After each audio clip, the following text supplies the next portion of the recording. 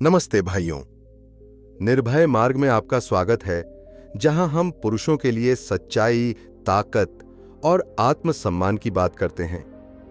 आज हम एक गहन और शक्तिशाली रिलेशनशिप कोर्स शुरू कर रहे हैं, जो आपके दिल और दिमाग को झकझोरेगा। यह कोर्स आपको सिखाएगा कि कैसे रिश्तों की जटिलताओं में मजबूती से खड़े रहना है, कैसे अपनी कीमत को पहचानना है और कैसे हर हाल में अपने आप को चुनना है। तैयार हैं? चलिए इस यात्रा को शुरू करते हैं। बेवफाई रिश्तों में जब रोजमर्रा की दिनचर्या हावी हो जाती है और प्यार का जोश ठंडा पड़ने लगता है, तब किसी तीसरे व्यक्ति की आहट सुनाई देती है। बेवफाई का पता चलने पर दिल टूटता है, दिमाग सवालों से भर जाता है। लेकिन याद रखो, अपने पार्टनर से यह मत पूछो कि उन्होंने ऐसा क्यों किया या क्या किया, क्योंकि वे इनकार करेंगे। वे शायद तुम्हें ही दोषी ठहराएं और तुम उदास, ठगा हुआ महसूस करोगे, यह सोचकर कि शायद उन्होंने तुमसे प्यार करना बंद कर दिया। लेकिन सच्चाई यह है कि वे तुम्हें और उस तीसरे व्यक्ति को एक साथ जोड़ना चाहते हैं। वह दूसरा व्यक्ति उन्हें कुछ नया, कुछ अलग देता है। अगर तुम उनसे तुम्हें या उस व्यक्ति को चुनने को कहोगे, तो वे या तो चुनने से बचेंगे या दबाव में तुम्हें चुन लेंगे। लेकिन दबाव में कोई भी धोखा दे सकता है। कोई तुम्हें इसलिए नहीं छोड़ेगा कि कोई और जवान, सुंदर या बेहतर है।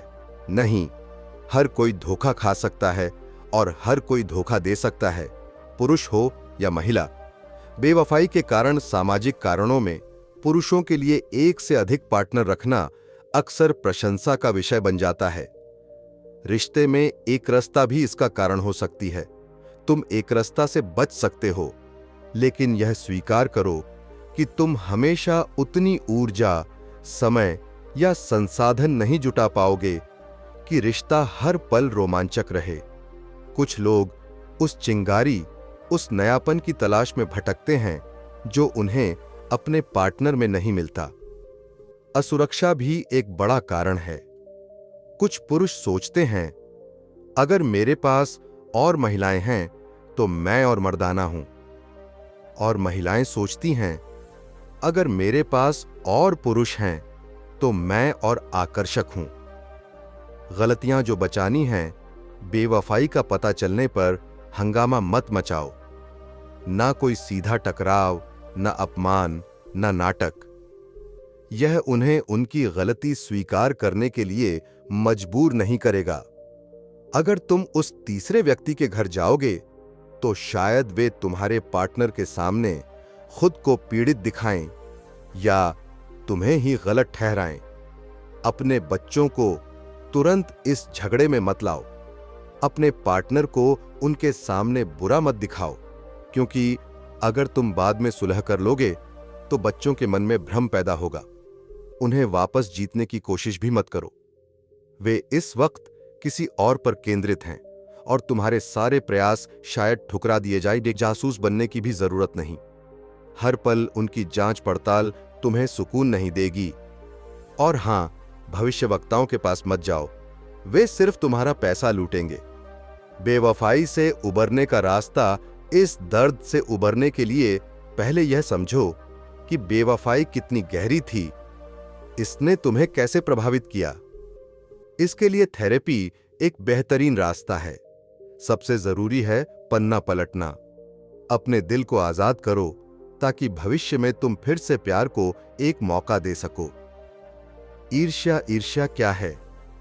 यह उस रिश्ते को खोने का डर है जिसे तुम अनमोल मानते हो। यह एक जटिल भावना है जिसमें कम से कम 3 मूल भावनाएं, गुस्सा, दुख और डर शामिल हैं। यह तुम्हें मानसिक, व्यवहारिक और भावनात्मक रूप से प्रभावित करती है। बेवफाई की हमारी मानवीय प्रवृत्ति को देखते हुए, ईर्ष्या एक अलार्म की तरह है जो रिश्ते को बचाने की कोशिश करती है। लेकिन यह एक स्वस्थ व्यवहार नहीं, बल्कि यह कई तरह के दुरुपयोग का कारण बन सकती है। ईर्ष्या के 3 प्रकार हैं: संदिग्ध, पक्की और रोगात्मक। संदिग्ध ईर्ष्या, जब खतरा अनिश्चित हो। पक्की ईर्ष्या, जब तुम्हें यकीन हो जाए कि बेवफाई हो चुकी है, तुम्हारे पास सबूत हैं, तुम्हारी भावनाएं इस बात पर निर्भर करेंगी कि तुम अपना ध्यान कहां केंद्रित करते हो। अगर तुम रिश्ते के खोने पर ध्यान दोगे तो दुख, चिंता या अवसाद महसूस करोगे। अगर तुम बिट्रेयल पर ध्यान दोगे तो गुस्सा आएगा। अगर तुम खुद को इसके लिए जिम्मेदार मानोगे तो अपराध बोध होगा। और अगर तुम उस तीसरे व्यक्ति पर ध्यान दोगे तो तुम्हें जलन होगी। रोगात्मक ईर्ष्या, यह तब होती है जब ईर्ष्या एक मानसिक विकार बन जाती है। व्यक्ति को यकीन हो जाता है कि उसे धोखा दिया जा रहा है, भले ही इसके कोई वास्तविक कारण न हो। इससे भावनात्मक और शारीरिक हिंसा तक हो सकती है और रिश्ता जहरीला हो जाता है। ईर्ष्या के कारण, ईर्ष्या का मूल कारण है असुरक्षा। यह उस व्यक्ति के गहरे डर से जन्म लेती है जो खुद को कमतर मानता है। उसे लगता है कि वह पर्याप्त आकर्षक नहीं या उसके पास रिश्ता बनाए रखने की काबिलियत नहीं। यह असुरक्षा कम आत्मसम्मान से जुड़ी है। कुछ लोगों में संदेही व्यक्तित्व भी होता है जो हर किसी पर शक करता है। पिछली बेवफाई, अकेलेपन का डर या त्याग का भय भी ईर्ष्या को जन्म दे सकता है। पुरुष और महिला में अंतर पुरुषों को अपनी पार्टनर की यौन बेवफाई की चिंता ज्यादा सताती है, जबकि महिलाएं भावनात्मक बेवफाई से ज्यादा डरती हैं। यही कारण है कि कई महिलाएं बेवफाई को माफ कर देती हैं अगर उन्हें लगता है कि उनके पार्टनर और उस तीसरे व्यक्ति के बीच कोई भावनात्मक जुड़ाव नहीं था। भावनात्मक दुरुपयोग, भावनात्मक दुरुपयोग लंबे समय तक चल सकता है बिना तुम्हें इसका एहसास हुए। यह शारीरिक दुरुपयोग से भी ज्यादा खतरनाक हो सकता है क्योंकि इसके घाव दिखाई नहीं देते लेकिन आत्मा को चोट पहुंचाते हैं। चेतावनी के संकेत अपमान, क्या तुम्हारा पार्टनर तुम्हें दूसरों के सामने नीचा दिखाता है? क्या वह तुम्हारा मजाक उड़ाता है या तुम्हें अपमानित करता है? नियंत्रण, क्या वह तुम्हारे खर्चों, योजनाओं या जीवन को नियंत्रित करने की कोशिश करता है? क्या वह तुम्हें अपने से कमतर मानता है? दोषारोपण, कुछ लोग कभी माफी नहीं मांगते। वे अपनी गलतियों का ठीकरा तुम पर फोड़ते हैं और तुम्हें ही माफी मांगने पर मजबूर करते हैं। खामोशी का दुरुपयोग, अगर वे नाराज होकर तुमसे बात करना बंद कर देते हैं या तुम्हें अनदेखा करते हैं तो यह एक बड़ा खतरे का संकेत है। हेरफेर और निर्भरता, अगर कोई तुम्हें अपने विस्तार की तरह मानता है, तुम्हारे लिए निर्णय लेता है या कहता है कि मैं तुम्हारे लिए सबसे अच्छा कर रहा हूं, तो सावधान। ये 22 संकेत जहरीले और दुरुपयोगी रिश्तों की नींव बन सकते हैं। अपनी आंखें खुली रखो। जहरीले रिश्ते, जब तुम एक जहरीले रिश्ते में होते हो तो खतरे के संकेतों को पहचानना हमेशा आसान नहीं होता। यहां कुछ संकेत हैं जो तुम्हें जागरूक करेंगे। समर्थन की कमी, तुम्हें अब अपने पार्टनर के साथ अच्छा नहीं लगता। वे तुम्हें प्रोत्साहित नहीं करते और तुम उन पर भरोसा नहीं कर सकते। तुम्हारी बातचीत में अब दया या सम्मान नहीं बल्कि ताने और आलोचना होती है। ईर्ष्या, यह लगातार अविश्वास पैदा करती है और रिश्ते को खोखला कर देती है। नियंत्रण, क्या तुम्हारा पार्टनर हर समय पूछता है कि तुम कहां थे? क्या वे नाराज हो जाते हैं अगर तुम उनके मैसेज का तुरंत जवाब नहीं देते? गुस्सा और नाराजगी, क्षमा करना प्यार और आत्म देखभाल का हिस्सा है, लेकिन जहरीले रिश्तों में नाराजगी बढ़ती है। बेईमानी, अगर तुम्हें बार बार झूठ बोलना पड़ता है कि तुम कहां थे या किससे मिले क्योंकि तुम अपने पार्टनर की प्रतिक्रिया से डरते हो, तो यह खतरे की घंटी है। असम्मान, बार बार देर करना, योजनाओं को भूल जाना या ऐसा व्यवहार जो तुम्हारा अपमान करता हो, एक बड़ा लाल झंडा है। लगातार तनाव, अगर तुम हमेशा तनाव में रहते हो, भले ही बाहरी समस्याएं न हों, तो कुछ गलत है। अपनी जरूरतों को अनदेखा करना। अगर तुम हमेशा अपने पार्टनर की इच्छाओं के आगे झुकते हो, भले ही यह तुम्हारी इच्छा के खिलाफ हो, तो यह जहरीलापन है। खोए हुए रिश्ते। क्या तुमने अपने दोस्तों और परिवार से मिलना बंद कर दिया है क्योंकि तुम अपने पार्टनर के साथ टकराव से बचना चाहते हो? खुद की देखभाल की कमी। अगर तुम अपने शौक, स्वास्थ्य या खाली समय को नजरअंदाज कर रहे हो क्योंकि तुम्हें ऊर्जा नहीं बची या तुम्हारा पार्टनर इन्हें पसंद नहीं करता, तो यह चेतावनी है। बदलाव की उम्मीद।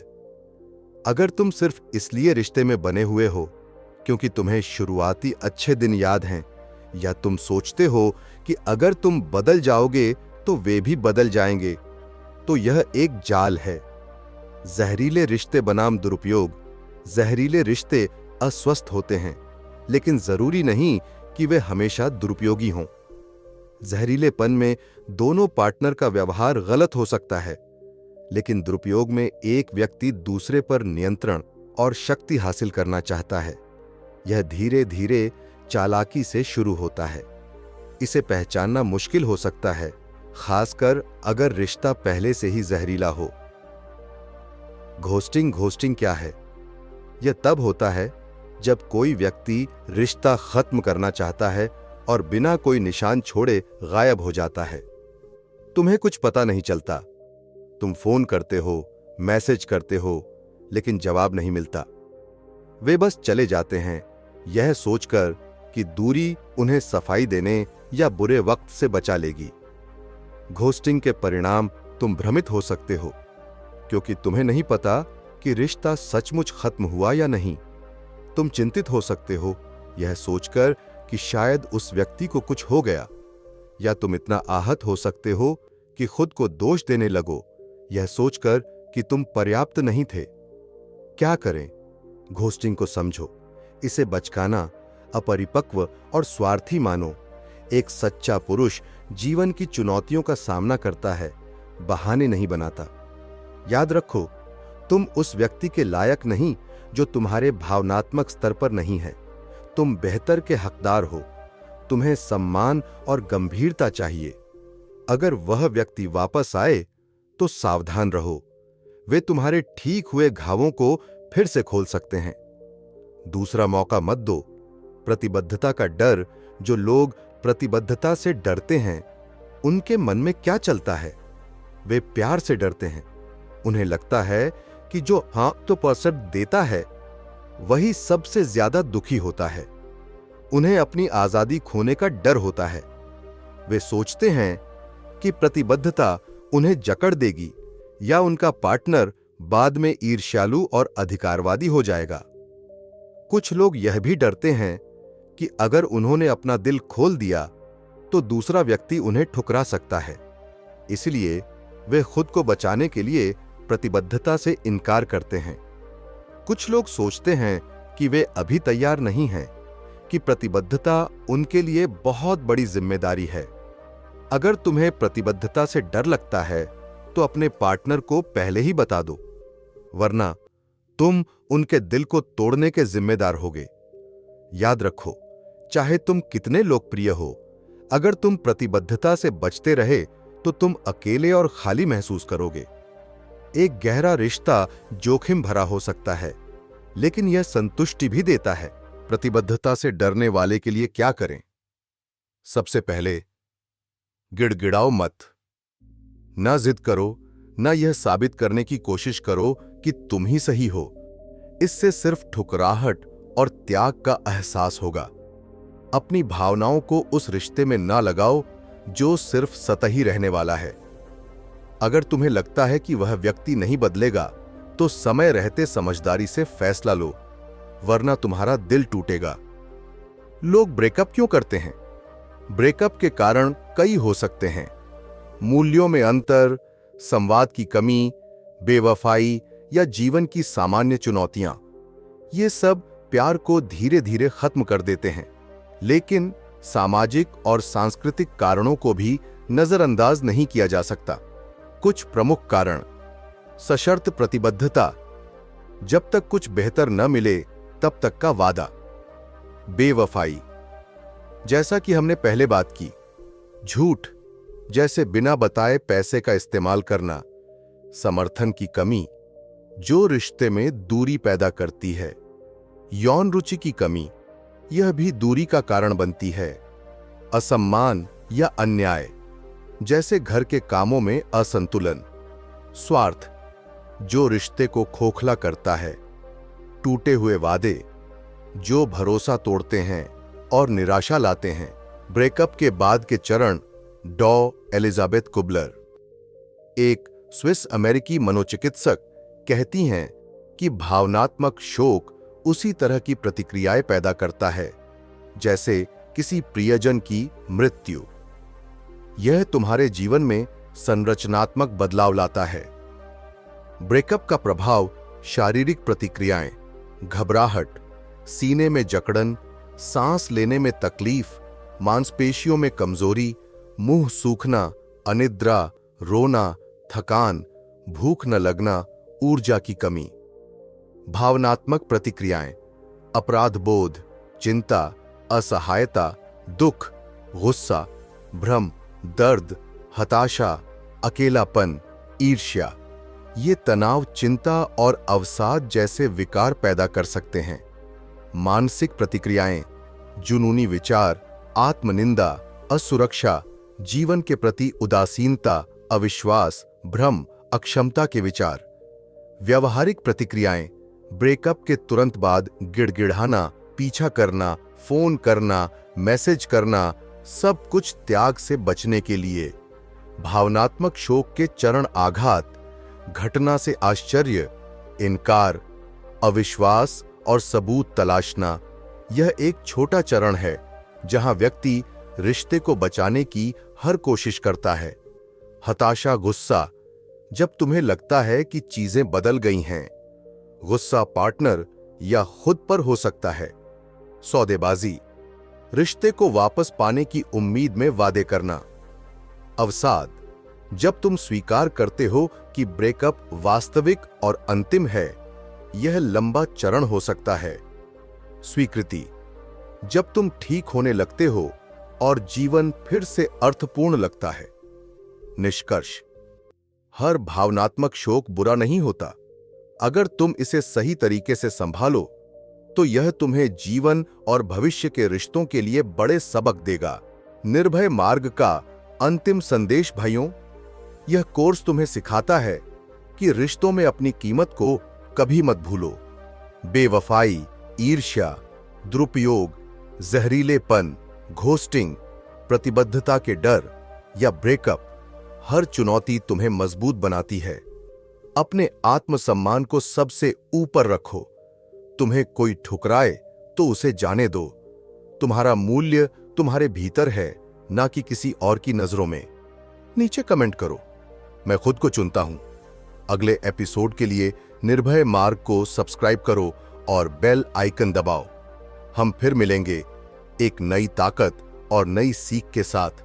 तब तक निर्भय रहो, मजबूत रहो।